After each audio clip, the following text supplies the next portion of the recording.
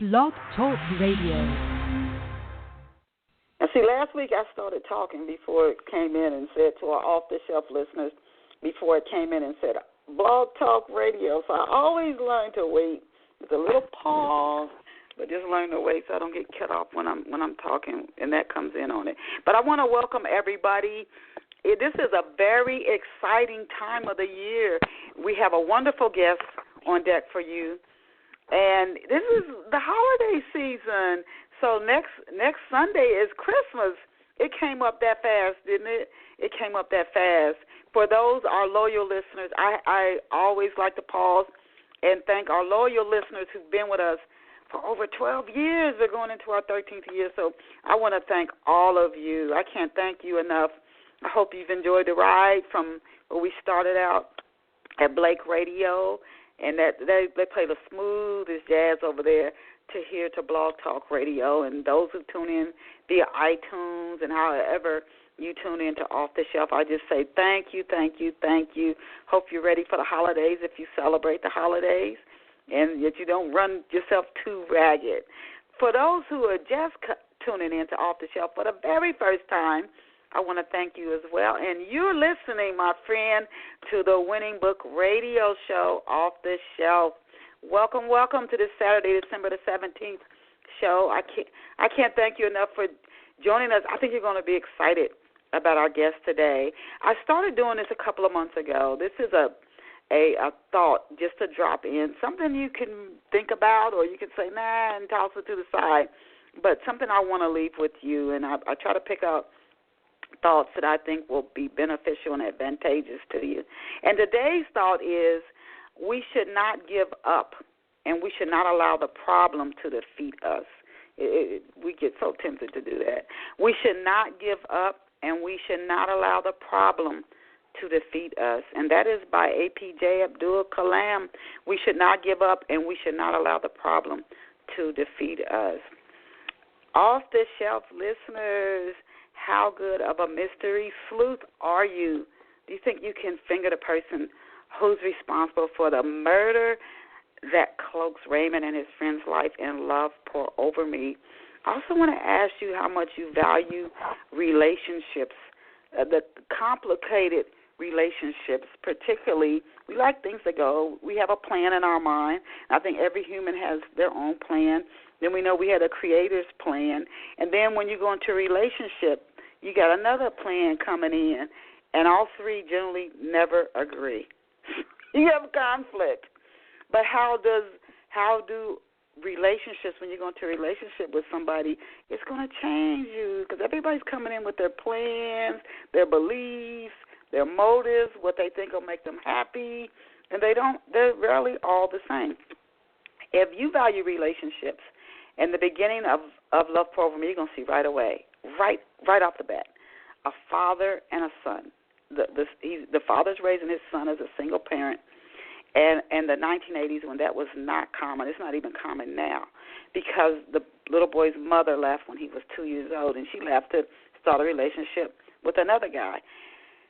So the father has untreated alcoholism. You're going to see right off the bat the conflict between a relationship between two people. Here, this starts out a father and a son. Then the son goes to college, and he meets the love of his life.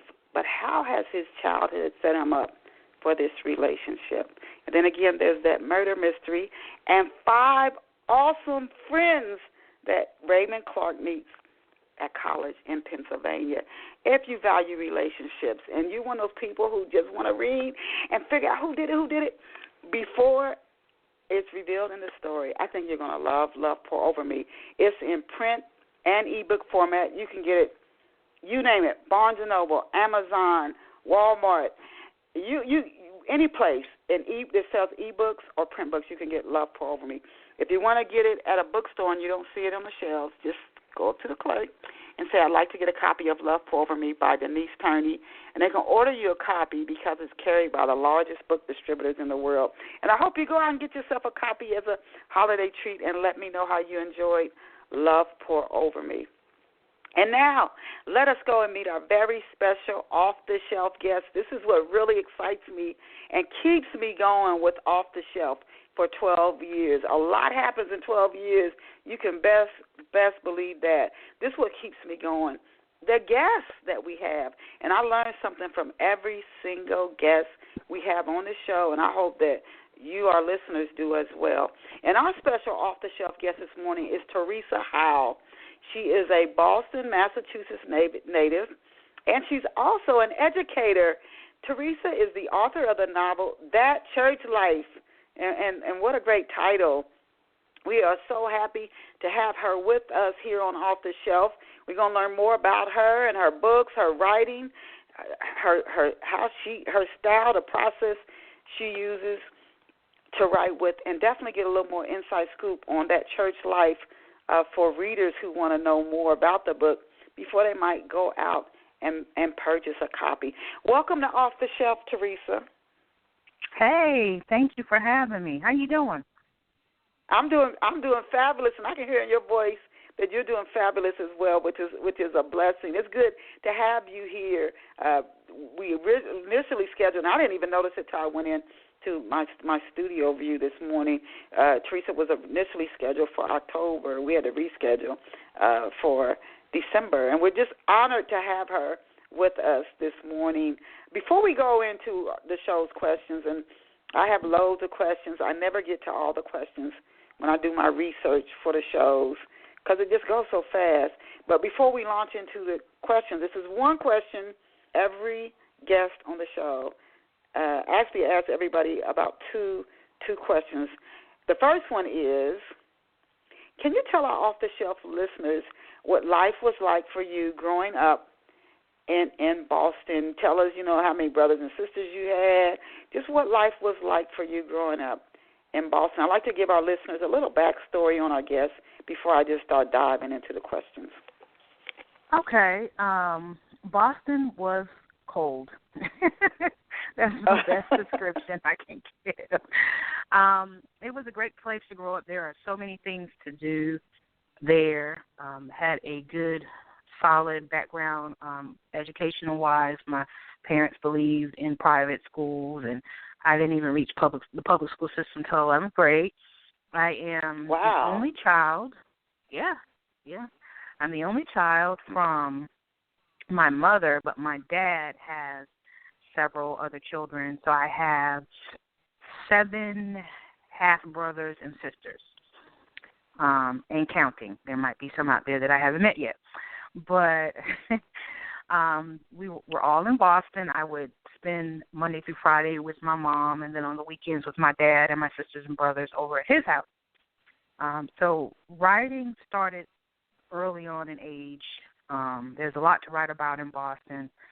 But my mom was military, so after I graduated from high school, she decided to travel to Arkansas to be stationed in the Army. And I decided to follow her after I tried school for maybe a semester, and then I wanted to go with her.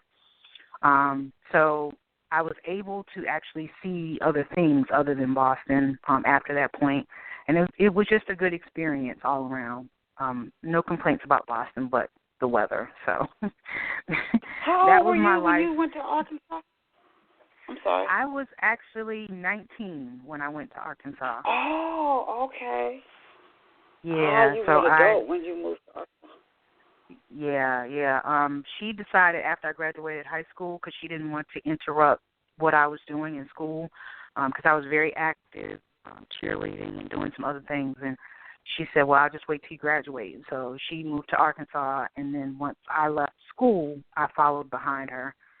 And then it was just a journey from Arkansas to Atlanta to Alabama, back to Boston to North Carolina. So we kind of moved around for like the next 5 or 6 years after that and met some really, really good people, up until now. So where are you now?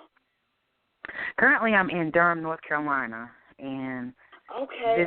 You know what? That answers a question I was going to ask you. I was going to ask you, how did you get from Boston to North Carolina, and now you explained it. So your mom, is she still in the military? She was And did you ever think, with all the traveling you got to do, and I was in the Navy, so this is a reason I'm asking you this.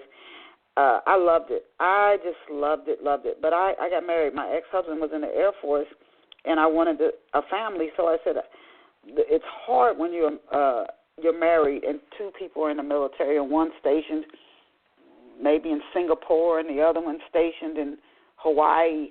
That's hard on a kid because then you can't see your parent on the weekends. It's just too much distance between right. you. But I love the people I met. The only reason I got out was because when I got married.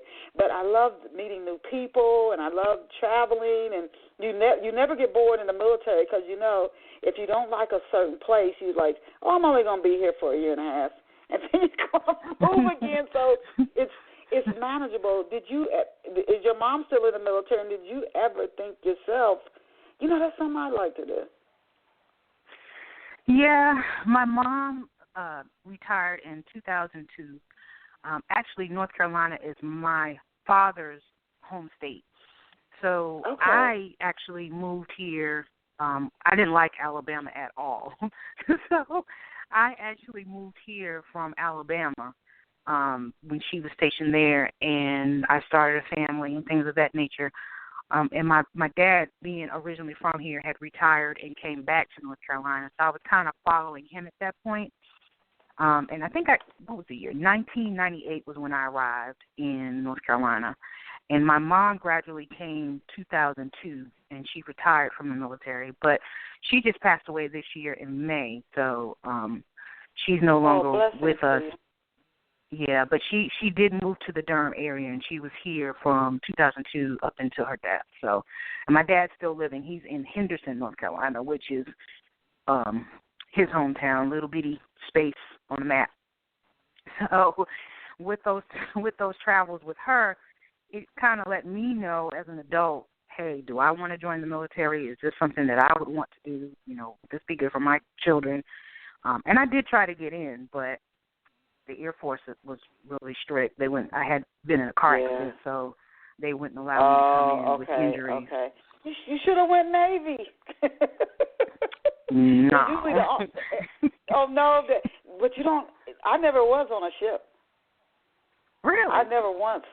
I'm gonna tell you, and then I have so many questions I want to ask you, but no, being in the Navy for me, I did administrative work, and I'm telling you, it was no different than the way I work right now, administrative and as a civilian. Zero.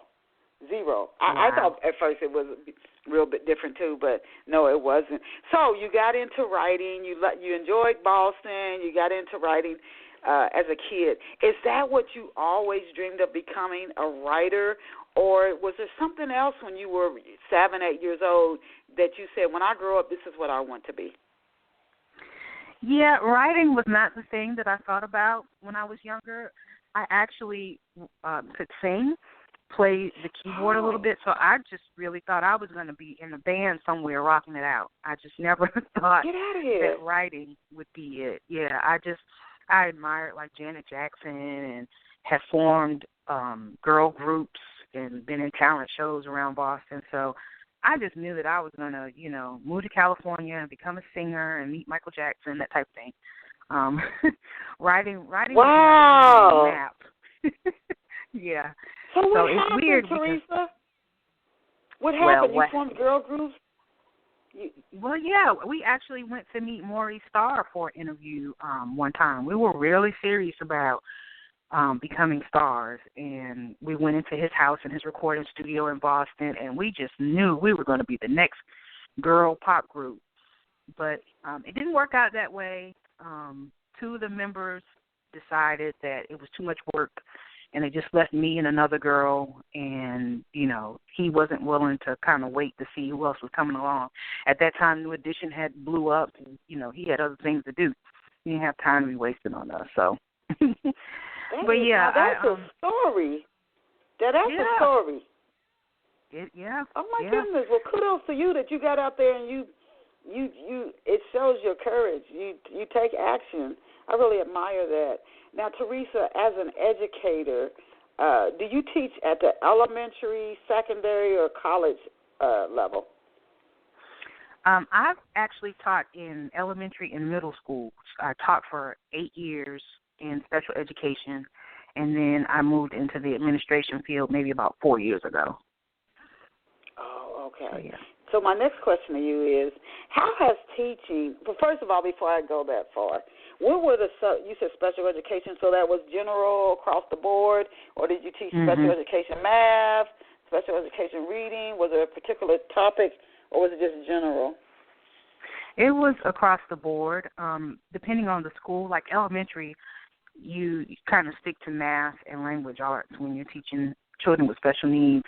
And I taught from what they called a resource setting, where you pull kids out of a regular ed classroom. I've taught self-contained, where, it's just me and 12 children and 2 teacher assistants. I've taught behavior class, children that, wasn't really mainstreamed because of their behaviors. So it's anything in special education, I've taught it. And I really like I really like K through 8 better. I've never tried high school. Too afraid of the tall kids because I'm short, so never wanted to go that far. Well, I thank you for your service. My sister's a school teacher, and I know it's not the easiest thing, but I do. Teachers are important, and they have a tremendous impact on kids. I don't even think teachers know how much impact they have on kids. I don't. You will always remember at least one of your teachers for the rest of your life. My next question, so that's why I asked you about teaching. How has teaching given you a better insight, Teresa, into how people think, what motivates us, how we think, how our minds work, more about our behavior, and because that can help you develop deeper characters as a novelist. So how has teaching helped giving you a more or sharpened insight into people?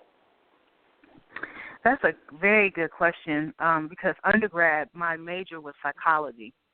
So I was always walking around analyzing people before I even got into education. And then education, dealing with students with disabilities and the parents and how they deal with the situation is very interesting on their view of what their child can and cannot do. So taking all those things into account when I write, I like writing mystery and suspense thrillers, and that's what this book is about. It's basically a lot of twists and turns within the church. And I noticed in life on the psychological part how people really take into account on who's responsible for what. And so that was in my writing. You can see, okay, this character is just irresponsible. She's really not thinking about the church, and it made me think deeper about how people receive you in different settings. Because even though you're the teacher of special education, parents who are have special needs children don't always see you as the expert. So it's a very interesting field. Oh yeah. Yes, they feel they've been with the child since birth. You don't understand why little Johnny is like this, and I know you're teaching him every day, and you spend 6.5 hours with him, but I know him best, and I think you should do it this way. So the perception of what they can and cannot do is so interesting, because you have some who their children may not be the greatest learners, but the parents want them to go to a 4-year college, and then you have some who their children can really do the work, but they don't have those same goals. They're like, oh, we just want him to get out of high school. So perception on different levels, that's helping me to write. Wow. And that's interesting that you said that. If anybody's tuning in Off the Shelf, as a parent, you do have to look out for your child. You have to also be honest, and teachers have that skill set that a parent from an education standpoint may not have as much depth. But I would say don't ever let a teacher tell you what your child can do, because some teachers, if your child's in special education, they might say, oh, they should go to technical school or get a job driving a bus or whatever, and you're like, whoa, wait a minute, you don't get to determine what my child can or cannot do. Exactly. And yeah. so that's one thing I would definitely tell people to look out for. Now, you write Christian suspense novels. You just said you like to write your mysteries. It's not just a novel where there's a lot of dysfunction. You know, a lot of books, the more dysfunction, the more they think they can draw in readers. But it's a true suspense in the Christian novels, which you said your first one. It's centered in a church, but I wanted to ask you, what attracted you, Teresa, to Christian mysteries? Don't hear a lot about those. What attracted you to it? Well, that was one thing, because I wanted to be unique. And the other thing is I grew up in the church, and so I've seen a lot of things happen. So when I first started out, I was thinking of nonfiction. I was like, well, let me just tell this story about how this one church was, and then, it just came to me, what reader wants to hear negative about church? So how about we turn this into a mystery / kind of situation to where people can just relate to the story. They've been in church all their lives. Yeah, I know somebody like that. Sister so-and-so, she acts just like this character. That's more receiving than saying, well, the church did this, the church did that. So it went from a place of, I guess I would have to say anger, because at the time I was going through something with the church, to something that was very received, very comical in certain parts, and a page turner. So I think that writing suits me well, and it's worked for me. It dropped May 26th, and it soared within over a month. It was in major places. So I now see that's probably my niche and something I need to stick with. But I really like building up that suspense so you could think, what's going to happen next in the book. Okay.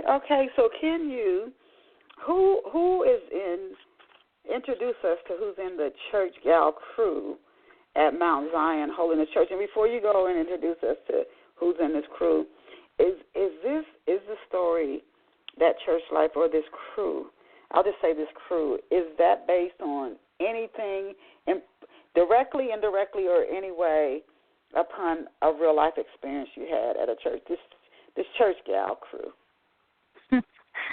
Well, yeah, maybe. I can say that each character probably has 5 or 6 experiences in one to what made them the character. But it doesn't point out one particular person I know. It's just several different events or several different people. So these 3 girls, they are in the South, and they're in the Southern Holiness Church. One is a preacher's kid. She grew up in it. This is all she knows, and that's the main character, Missy. And then you have Natalia. She's been back and forth, hasn't really been faithful, doesn't really like church, but her dad is one of the deacons there, so she just happened to kind of have to be there type thing. And she's the feisty one. She's the one that has the attitude, why are we here? And then you have Michelle. She's the more passive, aggressive, kind of quiet. She's a musician, likes to play, and she's very overprotective of her friends. So those are the 3 characters. Okay, so this church gal crew, I can't think of the writer, Pat, how do you say Pat George? I love her books. She just, her series on different things that happen in church. So I was thinking when I heard church gal crew, I'm thinking right off the head, okay, are these a group of gossipy women who just look to start a bunch of trouble in church? If you told them they were starting trouble, they wouldn't even think they were. They would tell you they were just devout Christians, always are starting things. So it sounds like that's not their makeup. One is very protective. So they're serious about their walk with the Lord, it sounds like, this church gal crew. Well, 2 of them are. One of them, she just could care less. She's just in it because this is just, like I said, her father's a deacon, and she's been a long time friends with these girls.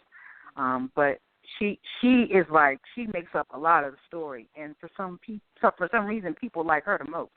because of her rebellion attitude. Yeah, she's always. Everybody's always saying, "What is Natalia going to do next?" I love Natalia. Like I'm so glad you made her, because I guess they can relate to her because you see so many people that kind of just go to church for habit, because it's just the thing to do on Sundays in the South, and she's more like that character. Ah, okay.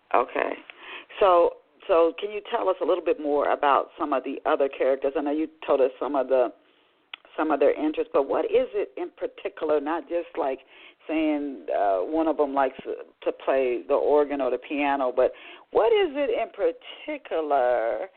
Maybe there's a goal, a desire they have to reach, a fear that they're dealing with, a personal conflict, without giving the story away. But what is it about these characters that keeps readers turning the pages?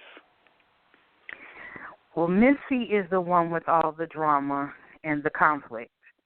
And she's the reason why the pages keep turning, because she's the center of it all, and they want to know what's going to happen to her next. Each chapter, it starts in her voice. So each chapter is basically, what is she doing? And especially like in chapter 1 and 2, you have to really find out what's going on with her and why is she acting like this. And then once you find out, oh, this is what's happening, so now let me go into chapter 3. And so so many chapters, it kind of evolves with her issues, because she has a lot of issues. Her and her daddy, they have a lot of issues. So her dad is the preacher of a church. This is a mega church in current times. Okay. Yeah. I started off thinking about, well, maybe I should start like something in the 70s, but then I said, it was really hard to find proof or material when you start researching about the 70s, especially when you were a little girl back then. So I said, let me bring it to present time and to work for me better. But, yeah, Missy has a lot going on, and a lot of the reviewers say she needs a therapist. So, yeah, she has some issues. Some serious issues. And she keeps the book going, but again, for some reason they're stuck on Natalia. Like, even though this is about Missy's life, they want to know what's going to happen to Natalia, and why didn't you tell us a little bit more background about Michelle? But in part 2 is really all about Michelle, so they'll get to see. In part 3, it'll be all about Natalia. Oh, I was going to ask you. Okay, so how long has Natalie Freeman been attending Mount Zion Holiness Church, and why is she the leader of the crew? Did she start the crew? Did they elect her the leader, either by vote or just something that just happened organically? And how long has she been going to the church? She's been there all her life as well, off and on. She hasn't been consistent, but she's basically chosen as the leader because she kind of like puts everybody in check. Like, when she sees that they're doing something ridiculous, she kind of draws them back into reality and like, look, this is not what you're supposed to be doing. So she's kind of like the mama of the crew, so to speak, because she's always kind of putting the girls in check. It's like, look, you don't need to be doing that, or you don't need to be messing with that dude. Okay. How old are these women in this crew? How old are they, and how much of an impact do they have on the other members in the congregation? They are in their, it's about 27 to the ages of 27 and 28. Okay. That's their age in the book. They have, Natalia doesn't have an impact on the congregation at all, because she is just solely there because this is something that her friends keep telling her that she has to do. So she doesn't even try to participate. She doesn't mingle with any of the members. Michelle has a great impact because she's a marvelous musician, and they adore, she has some really good skills. And, like, when she's not there on a Sunday morning, it's like service different because she can really, really play. And, of course, Michelle being the preacher's kid, the legacy is supposed to fall on her. And so, she's always being ridiculed or judged based upon her father's expectations. So they look at her a lot. They watch her every move. Okay, and you said her father's expectations. Is her father tough on her as well? Yes, he's really concerned about what other people think about the Jones family. Like, it really makes him upset when the community finds out something negative about their family, and he hides a lot of stuff. Wow. Yeah, you can see now. See, this is why when I interview guests here at Off the Shelf, one thing I learned even as a writer myself, as I go into interviews, when you learn more, writers are so afraid sometimes to give away too much detail about their books. They're afraid, oh, my God, I'm going to tell the whole story and won't nobody want to read it. But when you share enough, it really whets people's appetites. They become more curious about it. And you can do that without giving away the whole thing in the story. What attracted Missy Jones to Tommy, and what's Tommy like? Tommy's a jerk. Oh, you said that right now. You didn't waste no time. Oh, my God. You're like, Tommy's the boyfriend that nobody wants. Uh-oh. He causes a lot of problems with the ladies. That's all I can say. There's a lot to Tommy. And she's just attracted to the challenge. You know how when your parent tells you, no, this is not somebody for you, it kind of pushes you further and further into that person.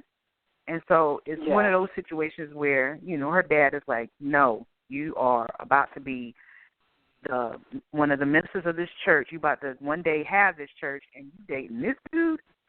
So, yeah. And it's like the more they tell her no, he's not for you, the more she just pushes into him. Okay. So she's kind of like turned on by the bad boy thing. Yes. Does she stay with Tommy even after their relationship turns abusive? And if she does stay, then that her, we do what, this is what studies have said. We do, our parents model for us. So if our parents had a relationship where there's no abuse, generally we won't go down that path, although women do tend to be attracted to that bad boy. So sometimes even though they didn't see that modeled for them by their parents, they could still, and women also, and I've learned this through books I've read, women I've talked to, and through interviews, women have this tendency to want to fix things. So men want to fix things like they want to repair a house, they want to work on a car, fix a car. Women want to fix people, and that men want to fix things, women want to fix people. So women, that might be why sometimes women are attracted to a guy they don't have no business with, but they really feel like, I'm going to figure this out and I'm going to change him. And you hear men say that women always want to change you. Men want to fix things, women want to fix people. Which I think is wrong. Does Missy stay with Tommy, having said that, even after their relationship turns abusive? And why would she be attracted to a guy who would become abusive? I find that curious. Yeah, Missy, I told you, Missy has some issues. Missy is a very, very attractive woman, but for some reason she doesn't know it.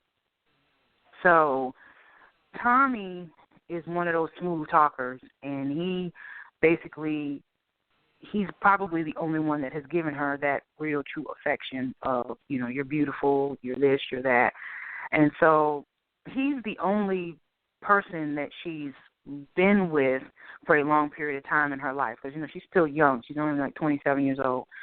And so in spite of what he does, because of her wanting to change him, she does have that tendency she has great hopes for him to be better, even though he doesn't want to be better. And, her dad raised her more so of, this is what you got to do for the church, not so much of helping her with her self-esteem or helping her to realize that she's a beautiful woman and she could do better. It was just everything was about the church. So because she didn't have that upbringing of her dad telling her, you're beautiful, you're smart, you're intelligent, you can have anything in the world, she got it from Tommy. So with that being said, it's like poison. She just can't get away from him because she thinks that, he's gonna do better. He's gonna change. He's gonna. Wow. I hope that as you go to the end of the story, whether in this book or throughout the series, that readers learn, especially women, that's just not. I know women who've gotten caught up in that. It just gets worse and worse and worse. It sounds like Tommy is sort of like a playboy. Now, there are a lot of, a church I used to go to before I relocated to Atlanta when I was in Philadelphia. He got up and said, I do his counseling, talking to different women. He said, I just have to get up and say this in church. So many women come to church looking for a husband. He said, let me tell you something. People are here for all different kind of reasons. We just assume they're there to be close to God. Everybody's motive for taking a job. Some people go get a job and they don't want to work. You better ask them to do anything. They do want a paycheck, or they might want to have access to a computer, or be on the phone and not have to pick up the bill. People do things for all different reasons. You say, well, somebody going to get a job, they want to work. Not necessarily, and not everybody who's going to church really is going there seeking the Lord. So that said, I wanted to ask you next, for so many women who just do assume he's in church, he's got a heart for God. Boom, done in the story. But that's not reality. Are there any real life playboys in the church? It sounds like Tommy's one. I mean, where their intent coming in is these gullible Christian women, they just as easy to drag along as you can imagine. I'm going to see how many of them I can get while I'm here for maybe 3 to 5 years. Is that the situation here at Mount Zion? Yes, because Tommy has a gift to play. He's a musician. He has a gift, but, gifts come without repentance. So his attitude is, I am here to get a paycheck.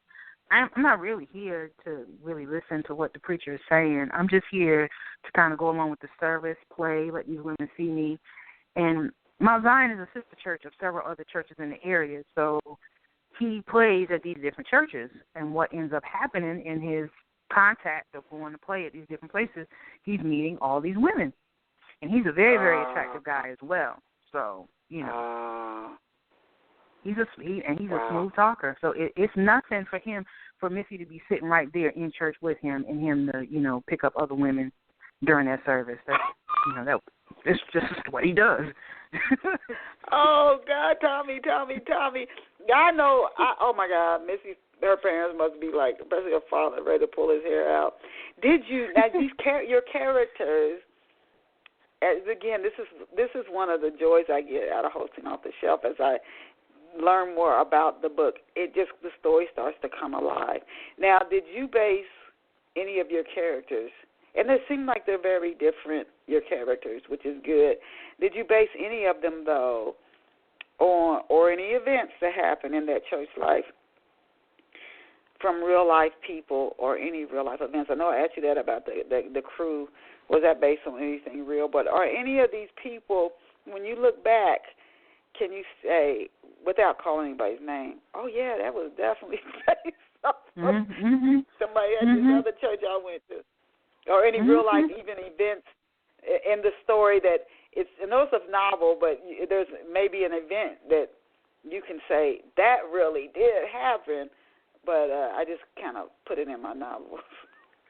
Well, I can tell you the label that male musicians have in churches is some of them. I'm not going to say all of them because somebody will slap my hand for saying this.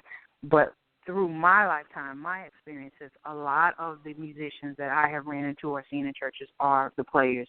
They are the ones. Really? Yes, Wow. Let me ask you this, Teresa. Do you think that's just a big church, or is that also in smaller churches? Yeah, it's also in smaller churches because the thing about it is that's not the only church that most of them play for. So, it's a job. It's considered a job, and they're getting, and a lot of churches are paying them to play. So they might do, a 8 o'clock service at this church, and they might do an 11 o'clock service at this church, and they might go somewhere else at 3 o'clock, and they might have an evening service where somebody wants to pay them because, it's hard to find really, really good musicians. So they end up going from like church to church to church, meeting different women, different ages, different desperations. And I have some musician friends, and I can tell you that they lead a wonderful life. Really? Oh my God! You know what? I would never. I gotta tell you that's a surprise. And I was a church clerk at a church for 10 years, but we had our musicians were members of the church, and they only played at the church I went to. So I don't know if with them that was the case, but oh my goodness, you bring out a good point. And I'm not saying every musician is like that, everybody, because I do have some musician friends that are married and that are very faithful to their women.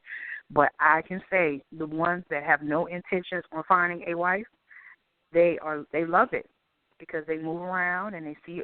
And let's be honest, in church, it is about 90% women in most churches, whether they're big or small. Yeah. So it becomes a meat market for some musicians, and it's they just, especially when they're young, they're like, "Ooh, this is good stuff." And this is hopefully through what you share in that church life and your other writings, it'll wake women up so that women aren't so gullible. Oh my God, some of us are just like so naive. It's almost sickening. It's like, oh my God, please.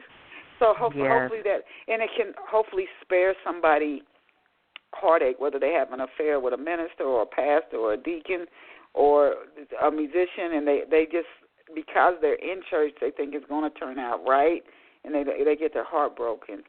And what city and state, Teresa, this helps set the scene for that church life as well, what you said is a mega church.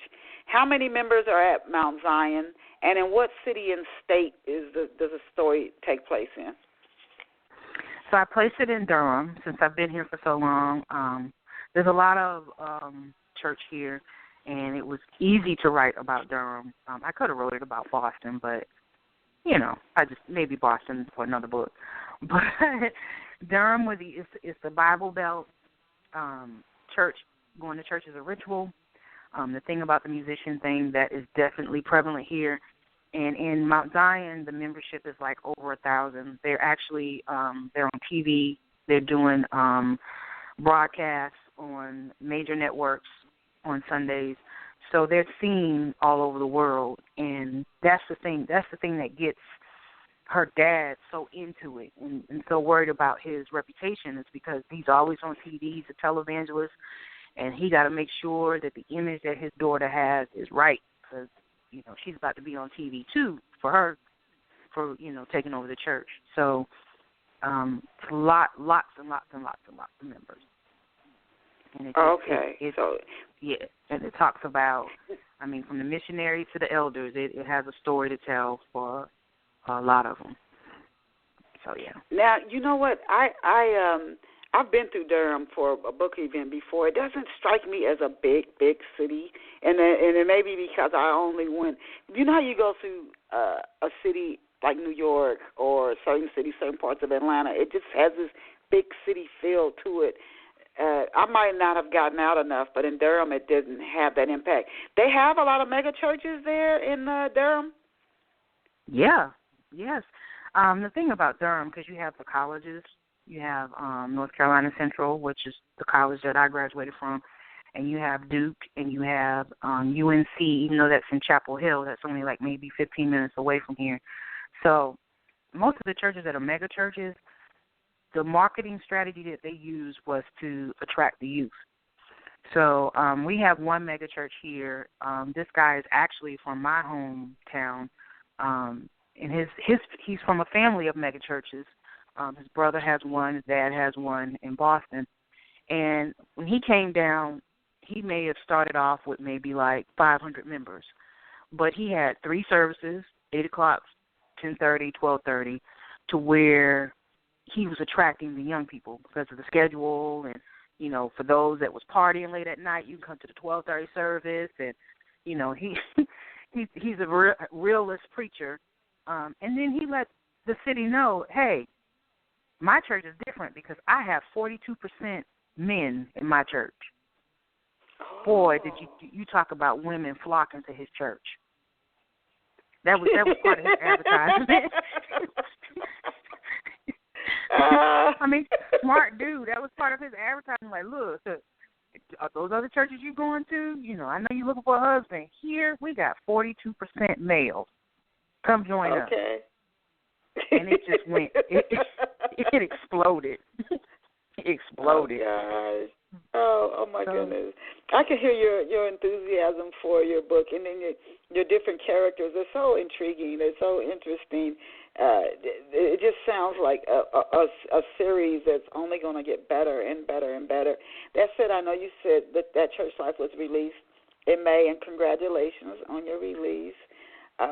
Did you hold a book release party, and what was that like? Actually, I did not.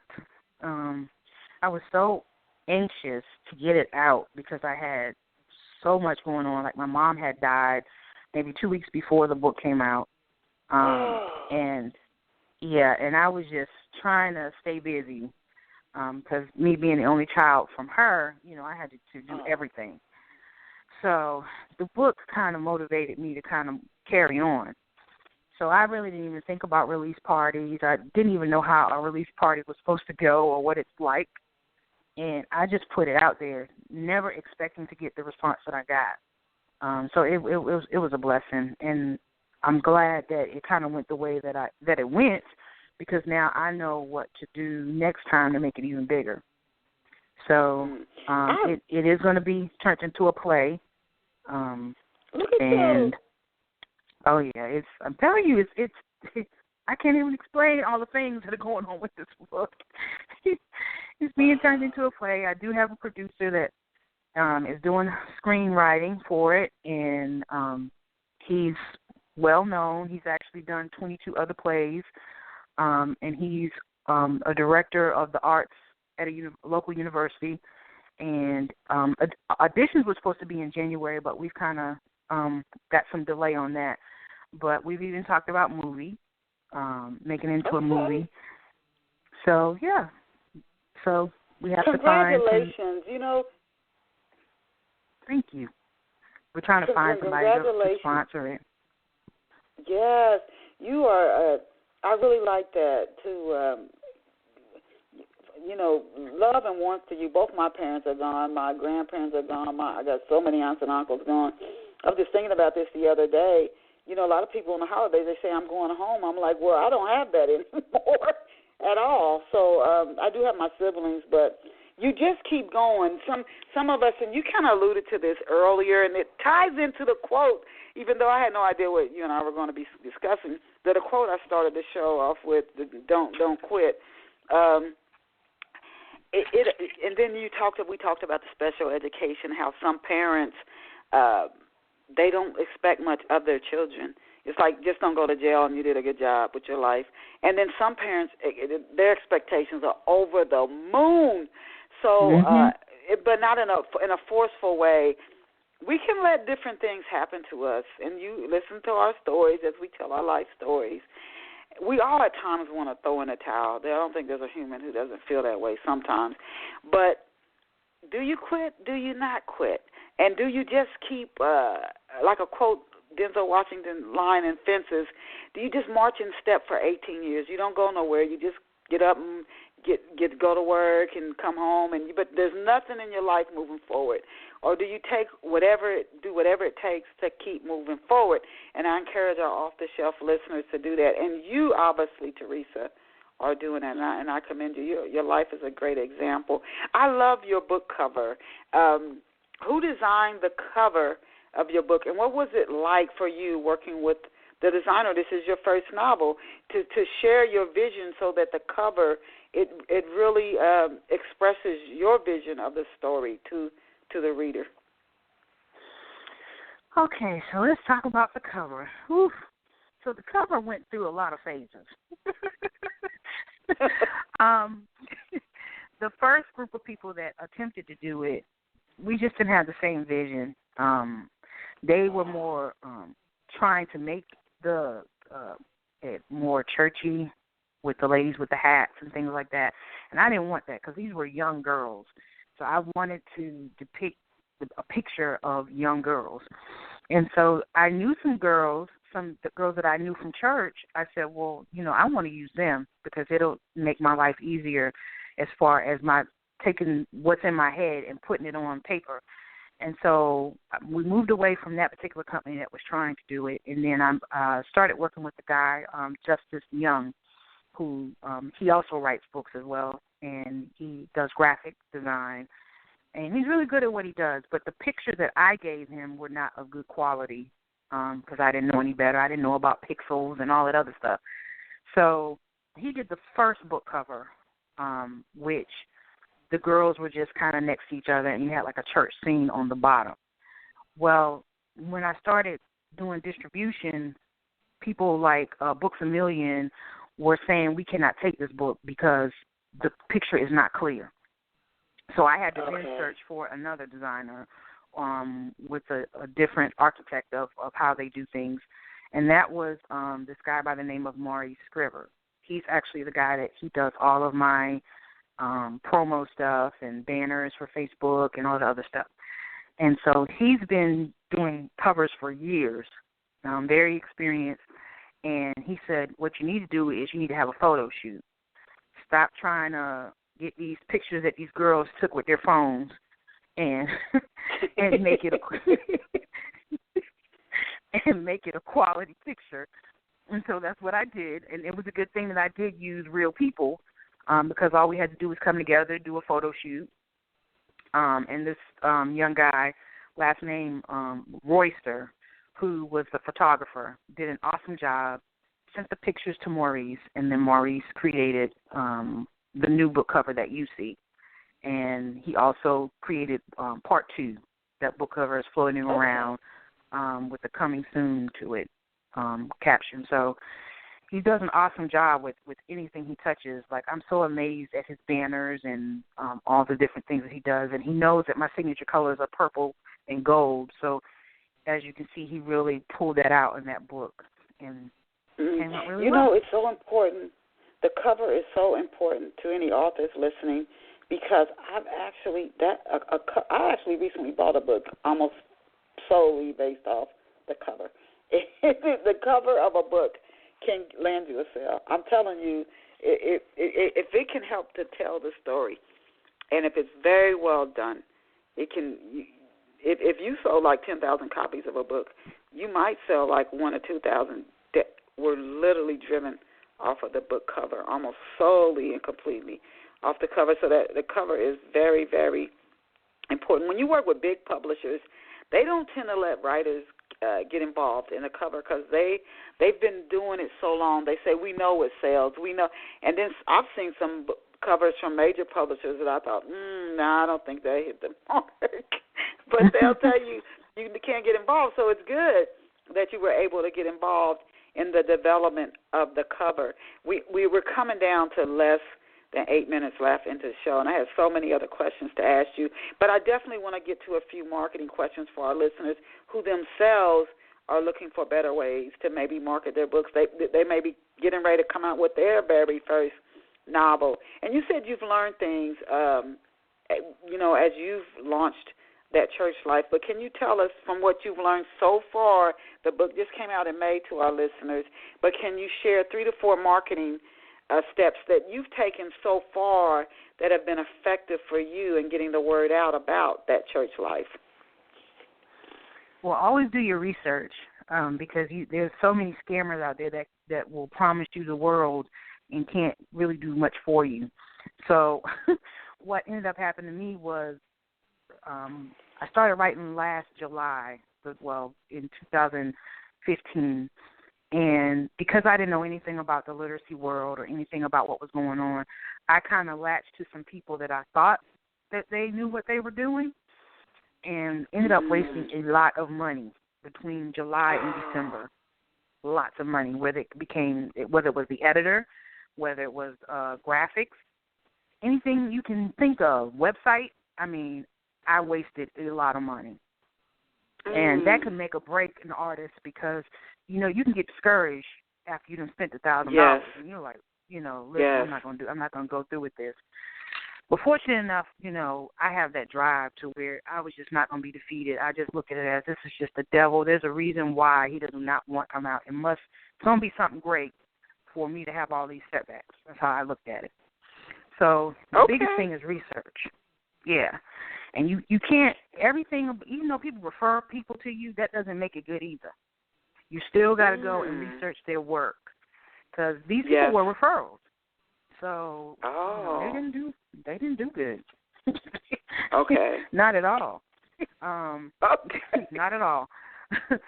So, and then you have to find out what you like, because I think my biggest thing was I knew what I had in my head, but I didn't know how to describe it to you. So it's hard to find somebody that understands your thinking process of what you want. Like Maurice, I can tell him I never have any idea on what I'm going to do when I talk to him. And I say, look, I just need a flyer because I'm going to New York to do this. Well, what do you want it to say? I don't know. Well, because we've worked together for so long now, since January, he now knows what I like and what I don't like. So it took a minute to gain that relationship, to get those things out of me. And you have to figure out, what you like and what you don't like, because you're going to spin your wheels and spend a lot of money if you don't. Okay. So, you know what? That's excellent. That's excellent advice. So the research, and then a couple of other tips that you found to help you with marketing your books. Mm-hmm. Write the book first. Don't do nothing until you finish that book. Mid-story, you may think you want your character to look a certain way, but you really don't know till it says the end. So write your book first before you start finding the marketing tools, because you waste a lot of money that way too. Find someone that has a target market area. You can't be, even though it's worked for me. I mean, I can put my book in urban sectors and it's selling, but that doesn't work for everybody. So you got to find your target market and have somebody market to those areas first. I kind of went backwards. I went through urban and then through Christian instead of going through Christian to urban. Okay. So it all depends on what your book's about and what will attract readers. Okay. The target audience, doing your research, and those are very, very good tips. 2 more questions, 3 more before we close. We got less than 3 minutes. What have readers been saying about that church life? And then I have 2 more questions before we wrap up. When is part 2 coming out? That's the biggest question. Okay. It's a to be continued story. And that's a great compliment. When is part 2 coming out? Do you have any upcoming speaking engagements, Teresa? Are you going to be appearing at any book events? Are you going to be at any book club events? Just any other interviews that you have coming up? And if so, could you share some of those upcoming events with our off-the-shelf listeners? Yes. December 23rd, I'll be on Nia Rich's show, radio station out of California. In January, I will be in Charlotte on their local TV station, a local radio station. I don't have all the names just yet, and a Barnes & Noble there. January 14th, I will be back in Massachusetts to Barnes & Noble in Framingham, Massachusetts. And then January 20th, I will be in Arkansas. I have a TV show and a book signing at the Book Warehouse that evening. So that's just January. Congratulations, Teresa. I'm excited for you. Can you tell our off-the-shelf listeners where they can get copies of your books, and is that Church Life in ebook and print form, and where can our listeners get copies of the book? Yes, ebook and print form on Amazon, Books A Million, Barnes & Noble, my website, teresabhowell.com, Smashwords, Kobo, iTunes, iBooks, and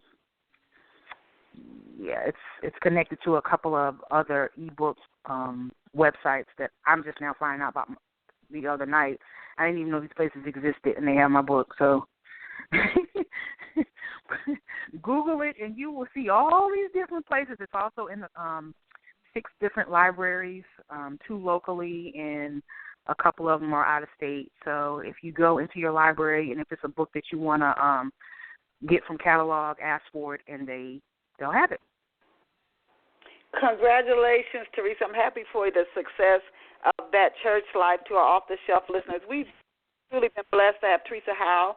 She's a Boston, Massachusetts native and an educator and the author of the book, That Church Life.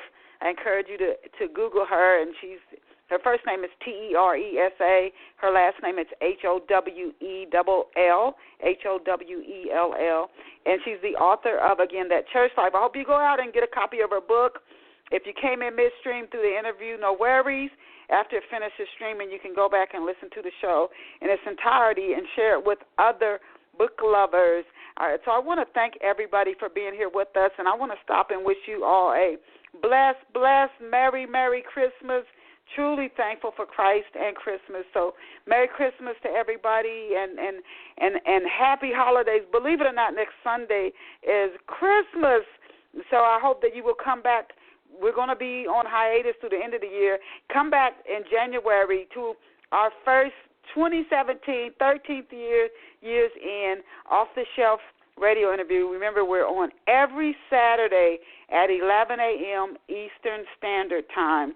And we've had some phenomenal guests, and Teresa Howell now joins that list of phenomenal guests.